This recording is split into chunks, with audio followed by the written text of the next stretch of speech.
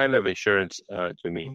So when I say the insurance niche is easier, is simply because the targeting criteria for insurance is much easier compared to home services. So once again, home services, you have to target by the zip code.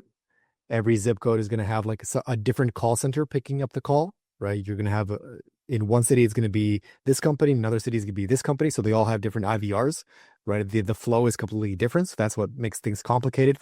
And yeah, it's more like that as opposed to insurance, where the call center is like in Colombia or El Salvador, and you're literally just sending phone calls from all of Alabama to those guys, and if they last on the phone for like 2 minutes, you get a conversion, right? So the process for a conversion is much simpler for insurance in general than it is for home services. I mean, like, are you talking about any insurance, like auto or health or life? Of